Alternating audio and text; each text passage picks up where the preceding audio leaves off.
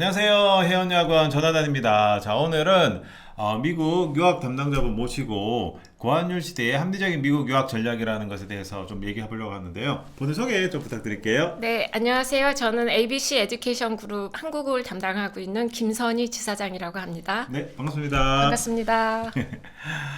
저희 그 지사님 같은 경우는 저희 그 미국 유학에 대해서 굉장히 오랫동안 일을 하신 걸로 알고 있는데 한 몇 년 정도 일을 하셨죠?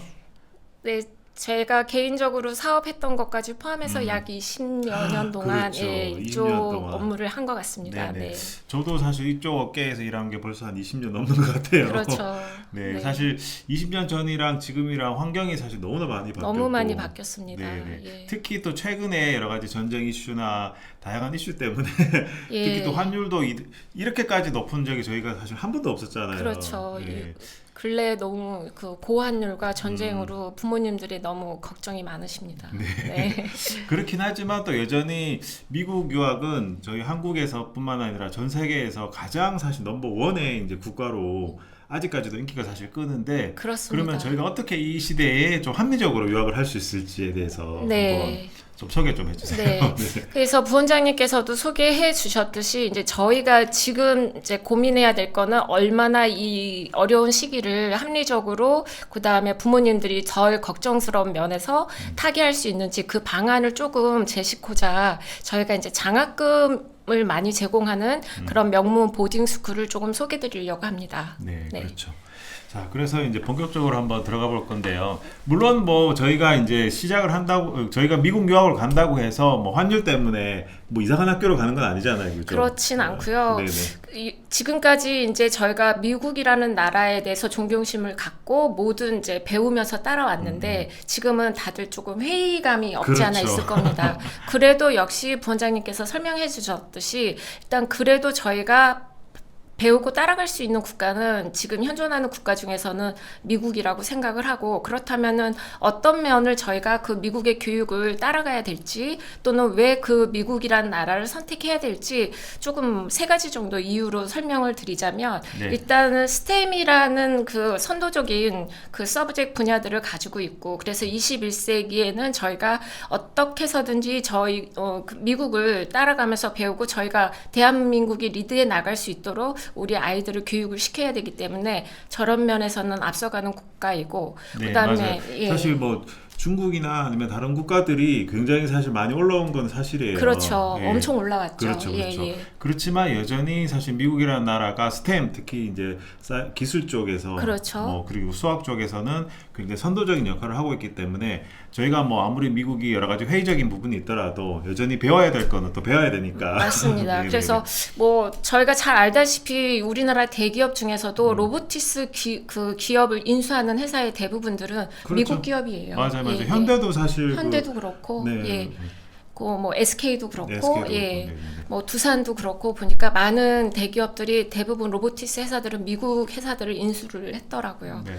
그다음에 교육 패러다임의 전환을 또 들 수가 있는데 말씀드렸듯이 아직까지는 그래도 과정과 잠재력의 중심의 그런 교육을 하고 있기 때문에 미래의 리더를 양성하는 측면에 있어서는 다층 교육을 하고 있는 저희 나라 같은 입시 위주의 교육보다는 그래도 미국의 교육을 저희가 배울 필요는 있다라고 네. 말씀을 드릴 수가 있고요. 뭐 최근에 저희 뭐 K 문화가 워낙 사실 발달되긴 했지만 그렇죠. 예. 그러나 또 교육 패러다임 부분에 있어서는 아직은 사실 미국 쪽이 조금 더 이제 열려 있고 학생들한테 기회를 좀 더 주다 보니까 그렇죠. 뭐 물론 우리나라도 많이 발전되고 있긴 하지만 네. 또 저희가 또 배워야 될 거는 배워야 되는 그렇죠. 부분이 있으니까 배워야 될 건 반드시 배워야 그렇죠. 되는 거죠. 예. 네. 그래서 이제 요번에 그런 어떤 고민과 부모님들의 경제적인 고민과 그 국가적인 회의에 대한 거를 싹 그 시키기 위해서 저희가 이제 명문 보딩 스쿨에 대해서 장학금을 얼마를 받고 우리 아이들의 그 네. 최적화된 학교들로 매칭을 해서 유학을 보낼 수 있는지 알아보도록 하겠습니다. 네. 자, 그러면은 자, 미국이 왜 이렇게 스템에 집중하고 있는지 이런 부분에 대해서 한번 좀 소개 좀 해주시겠어요? 이게 굉장히 광범위하고 전문가가 아닌 이상은 네. 정말 세세하게는 말씀드리기가 어렵지만 저희가 알고 있는 범주 내에서는 미국이 스템 하기 시작한 거는 하이스쿨 내에서도 스템 하기 시작한 거는 거의 10년이 넘었어요. 예, 10년 훨씬 전부터 네네. 그 학교 브로셔라든지 학교 담당자들이 왔을 때 스템을 언급하기 시작을 했어요. 그렇다면 사이언스, 테크놀로지, 엔지니어링, 이 매스에 대해서 그 미국이라는 거대한 그 테크놀로지 국가가 그때부터 앞서가고 있다라는 거는 저희가 그만큼 갭을 줄이기에는 아무래도 지금은 따라가고 있는 입장이기 때문에 네. 저희가 이제 한국에서의 닫힌 그런 입시 교육에서 벗어나서 저희 그 어린 친구들이 가서 배울 수 있는 거는 역시 저 분야를 조금 더 포커싱을 맞춰서 기회가 많이 주어지니까 배울 수 있는 게 좋지 않을까라는 부분하고 네. 그다음에 이제 아무래도 지금 이 시점이 훨씬 더 그 어떤 패러다임의 변화라든지 한국이 지금 세계 선도국가로 앞서 치고 나가는 상황에서 조금 더 지금 스템이라는 교육이 우리 아이들에게 더 필요하지 않을까. 그래서 지금 시점에서 저게 더 어떻게 보면 기회라고 생각을 합니다. 네. 예. 미국의 많은 고등학교들을 저도 이제 뭐 방문하거나 아니면 학교 담당자들하고 얘기해봤을 때 스템을 물론 이제 우리나라도 뭐 조금씩 받아들이고 있긴 네. 하지만 그래도 미국 학교들은 좀 더 실용적인 그 부분에 있어서, 그러니까 실용적이라는 건 딴 게 아니라 수업을 하면서 뭐 로봇을 직접 만든다거나 맞습니다. 아니면은 뭐 과학 실험을 할 때도 단순히 그냥 이론적인 수업을 하는 게 아니라 직접적으로 실험을 정말 해본다든가. 그렇죠. 예. 예. 이게 우리보다는 조금 더 그래도 그렇죠. 그래서 앞서가는 게 있네요. 예, 부원장님도 굉장히 미국 출장을 많이 가시고 학교 방문도 많이 하시고 저도 이제 그런 기회가 좀 다른 분들보다는 많은데 항상 가서 이제 보거나 질문할 때 어떤 부분에서 저 스템이 당신네 학교의 교육 과정에 녹여 있습니까라고 질문을 하면 이제 실제로 가면 저희가 눈으로 볼 수 네, 있잖아요. 맞아요. 그래서 엔지니어링 시간에 선생님들하고 학생들이 직접 뭐 이렇게 기계 설비 같은 걸 만들어서 조작을 하고 그게 뭐 규모나 이런 게 거대하지 않더라도 그렇죠. 작은 부분에서 그렇게 실습을 하고 있고 다른 분야도 마찬가지로 실전 현장에서 뛰고 있던 선생님들이 그 고등학교 수업에 투입이 돼서 직접 학생들을 가리키고 있기 때문에 그 부분에서는 저희하고는 확연히 틀린 부분이라고 말씀드릴 수가 있죠. 뭐 네. 최근에 방문했던 학교들도 특히 최근에 미국 학교들이 가장 신경 많이 쓰는 게 이 로보틱스. 맞습니다. 예. 로봇 만들고 로봇 대회 나가는 거를 엄청 많이 하긴 하더라고요. 그쵸. 그래서 저도 예. 깜짝 놀랐어요. 왜냐면 한국에서도 물론 뭐 한다고는 한 학생들이 많다고는 했는데 근데 미국은 이제 좀 더 그보다는 더 보편화되고 그러니까 누구나 사실 참여할 수 그렇죠. 있는 기회가 주어지고, 주어지는 예, 게. 그 다음에 내가 다니고 있는 학교 내에서 그런 수업도 받을 수 있고 참여할 수 있는 기회를 얻을 수 있다는 게 가장 중요한 포인트인 것 같아요. 그렇죠. 네. 네. 자, 그 다음에 이제 또 이런 오해와 진실 이런 부분이 어떤 게 있을까요? 그러니까 방금 이제 부원장님하고 예. 예, 저희가 얘기했듯이 수업에 녹여져 있다는 거죠. 그래서 단순히 이게 뭐 스템이라 그래서 뭐 스템하고 따로 배우는 게 아니라 그렇죠. 내가 배우는 예를 들어 뭐 수학이든 과학 시간에 저러한 충분한 그 지식뿐만 아니라 실습 그다음에 실생활에 적용할 수 있고 또는 내가 그걸 조금 더 심화시켜서 내가 더 관심 있는 분야를 선생님과 논의해서 빌드업 시켜서 그거를 프로젝트화 할 수도 있고 그래서 그걸 가지고 대회나 경시대회 같은 데도 참여할 수 있고 이런 식으로 굉장히 열려져 있고 보편적인 그 수업으로 열려져 있고 참가할 수 있는 기회가 많다라는 거. 그래서 그게 이제 접근이 아무래도 우수하고 단순히 우리처럼 입시 위주로 수학이나 과학 문제를 푸는 게 아니라 실용화해서 만들어 나갈 수 있다라는 게 굉장히 중요한 것 같습니다. 그렇죠. 핸즈온이라고 보통 얘기하는 실제 내가 체험하면서 그거가 이제 어떻게 이제 그 실제 작용하는지를 그렇죠. 작동하는지를 보는 거니까 네네. 학생들은 그게 단순히 이론적으로 그냥 지식적으로만 아는 것으로 그치는 것이 아니라 실제 내가 하는 게 더 도움이 많이 되긴 하더라고요. 그렇죠. 훨씬 도움이 되고 이제 해본 사람과 안 해본 사람의 차이가 확연히 이제 드러나는 시점이 오죠. 예. 그렇죠, 그렇죠. 자, 그러면 뭐 물론 뭐 좀 전에도 이제 좀 말씀해 주셨고 물론 한국하고 이제 미국의 이제 이 교육 시스템이 네. 좀 다른 부분이 있고 물론 뭐 최근에는 변동이 있다고는 하지만 여전히 사실 이런 부분은 좀 차이가 좀 있는 것 같아요. 맞습니다. 네. 예. 그래서 일단 뭐 저희 교육을 저희가 폄하하는 건 아니고 네, 이제 네, 네. 저희도 한국 교육을 존중하고 우수한 점을 굉장히 우수한 점은 자랑을 할 만하죠. 근데 아직도 저희가 그 어떤 미국 교육과의 차이점을 크게 이제 말씀을 드리자면 저희는 아무래도 이제 시험 위주의 수업들이다 보니까 조금 이제 특정 학생들을 조금 더 앞서가는 학생들의 수업에 조금 맞춰져 있다고 볼 수도 있고 학습 방식도 실험보다는 암기 위주나 그렇게 조금 제한된 딱 그 시험에 맞춰진 과목 위주로 지금 저희가 배우고 있다라는 거. 하지만 미국 같은 경우는 아까도 말씀드린 대로 내가 조금 더 관심 있고 잘하는 분야를 심화시켜서 그거를 프로젝트하거나 소논문화해서 어쨌든지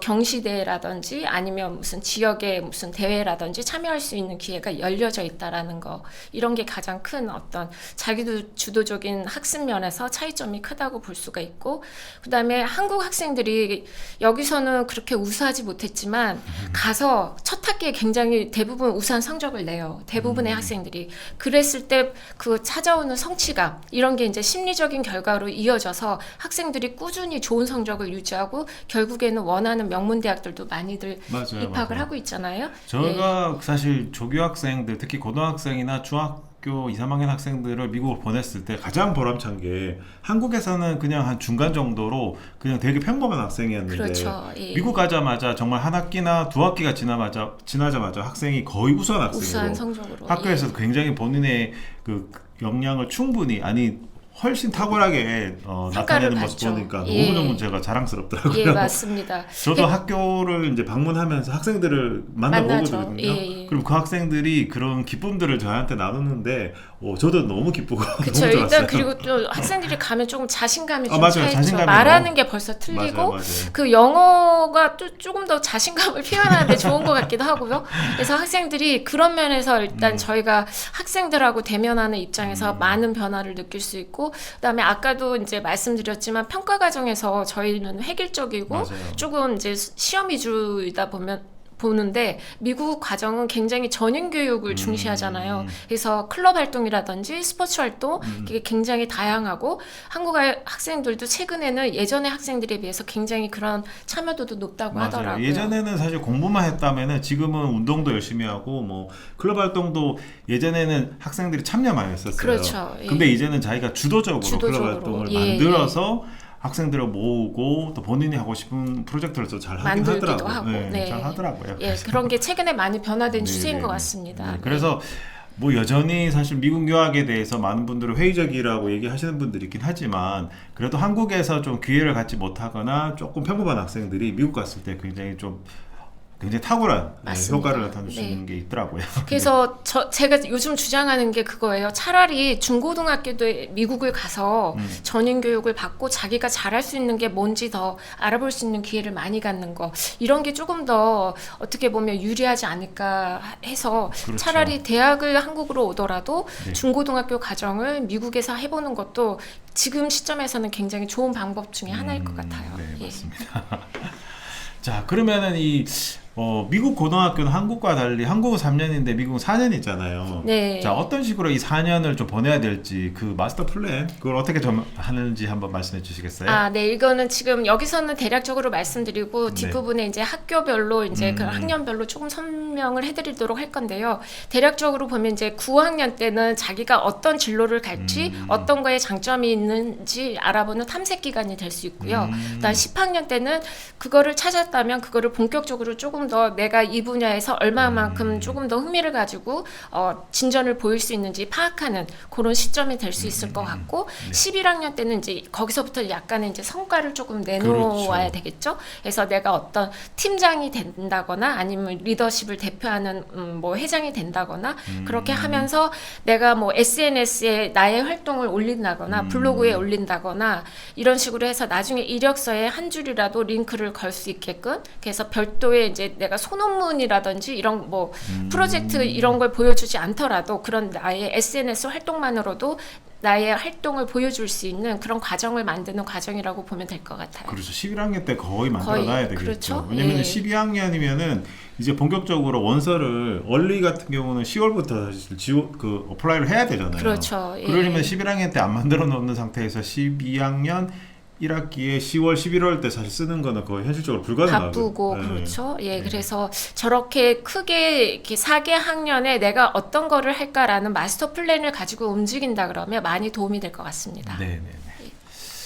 자, 그 다음에 이 스템 교수 기법 이게 어떤 실전 기반의 능동적 학습이라는 게 어떤 부분인지 이것도 한번 설명 좀 그렇죠. 부탁드릴게요. 이것도 이제 앞전에서 살짝 설명을 드렸는데 이게 이제 수업과 내가 하는 어떤 탐구나 프로젝트가 별개가 아니라 그 수업에 녹여져 있어서 조금 더 심화시켜 가면서 나의 탐구를 최종적으로는 11학년, 12학년의 결과물을 산출할 수 있을 정도의 빌드업을 해나가는 과정이라고 볼 수 있고 그 말씀드렸듯이 선생님들 자체가 저희 같은 경우는 어떻게 보면 이렇게 전공과 학교가 예를 들면 교대라든지 뭐 어떤 특정 전공에서 공부를 해서 시험을 쳐서 오신 선생님들이 대부분이라면 저희 같은 경우는 미국 같은 경우는 현업에서 굉장히 오랜 실무를 하셨던 뭐 엔지니어링 계통이라든지 아니면은 뭐 컴퓨터 계통이라든지 이런 쪽에서 하셨던 분들이 실질적으로 학업에 그 수업에 투입이 돼서 학생들을 리드하기 때문에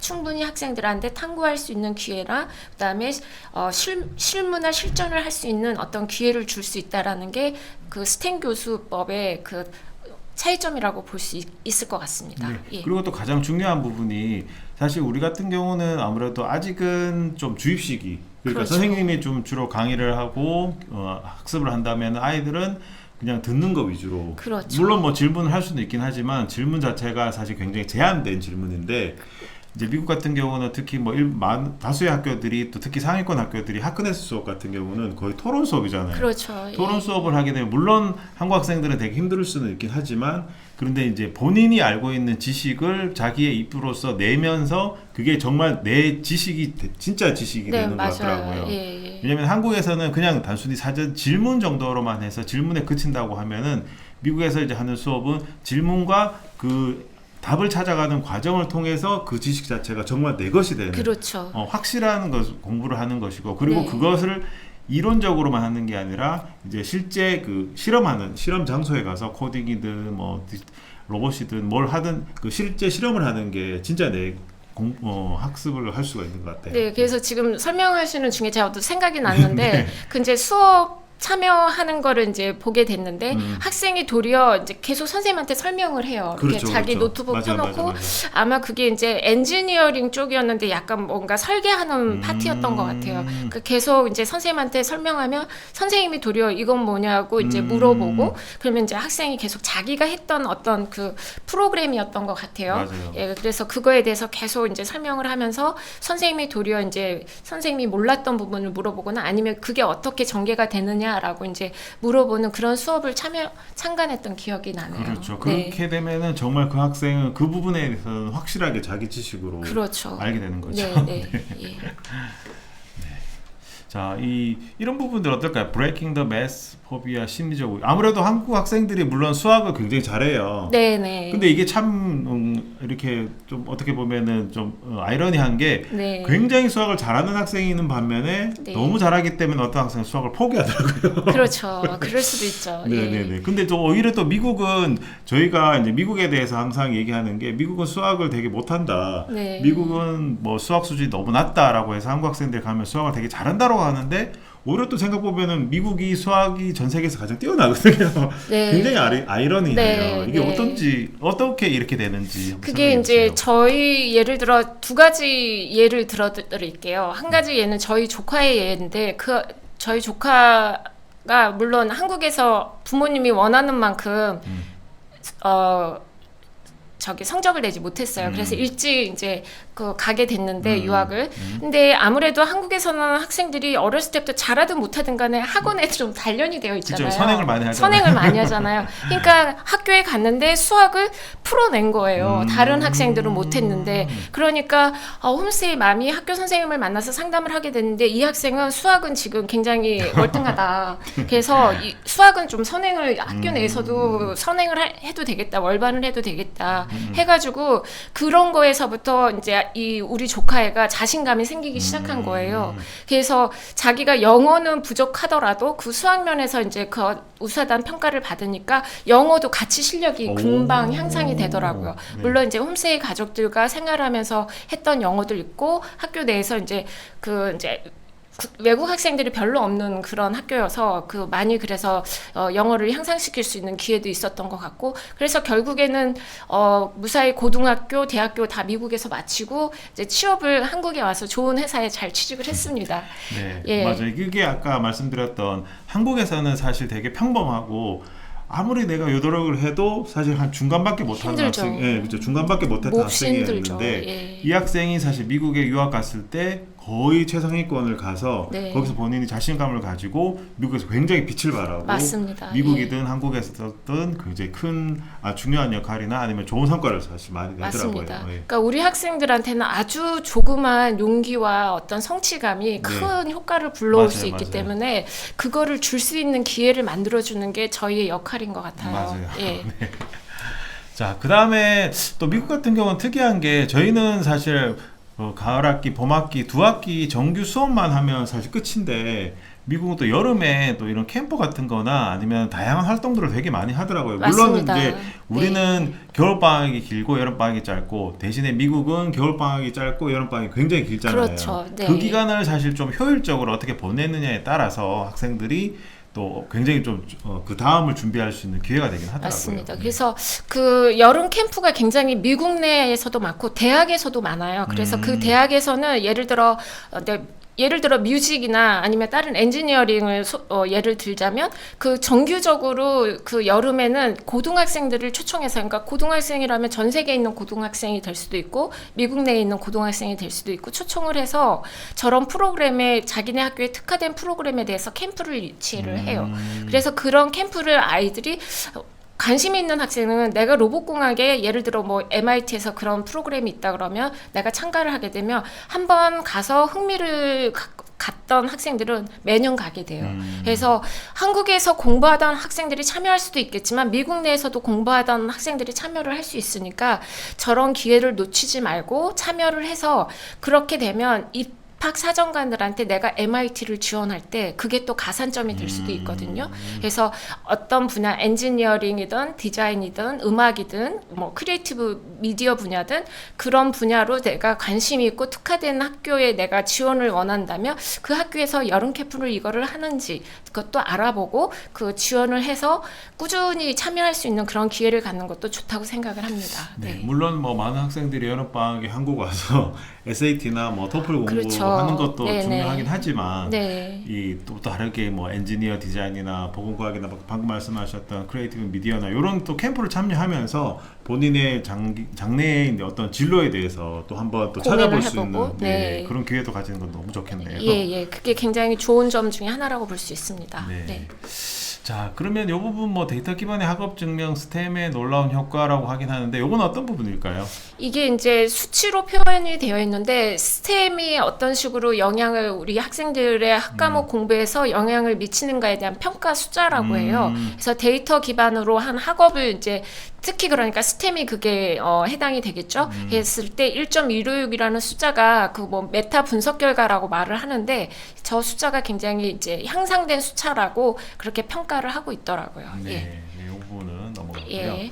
자, 그 다음에 또 아무래도 이제 미국 같은 경우는 이제 학교에서 공부만 하는 게 아니라 그 이후에 커리어까지도 이제 이어지는 굉장히 다양한 루트들이 있는데 그게 어떤 식으로 이루어지는지 그 부분도 한번 알려주세요. 네, 그래서 이제 저거는 고등학교뿐만 아니라 대학도 비슷한 형태의 저런 그 프로세서를 가지고 있는데 언제든지 학생들한테 실무 인턴십을 할 수 있는 관심 분야에 대해서 그런 기회를 제공하고 항상 고등학교일지라도 전문가 멘토링을 연계를 해주는 경우가 많아요. 그래서 내가 의학 분야라든지 치의학 분야, 간호학 분야 이런 쪽에 관심이 있다 그러면 학교 쪽에 요청을 하면 그런 쪽에 전문가하고 멘토링을 직접적으로 해주는 경우가 많고 그렇게 해서 이제 소그룹 형태로 이루어질 수도 있고 네트워킹 활동을 참여를 하게 되는 그런 어떤 학교 수업과 내가 학업을 최종 마친 다음에 커리어를 만들 수 있는 중간적인 역할을 해줄 수 있는 그런 프로그램들을 학교 측에서 많이 제공을 해준다라는 게 이제 미국 고등학교의 이제 현실인 거죠. 네, 예.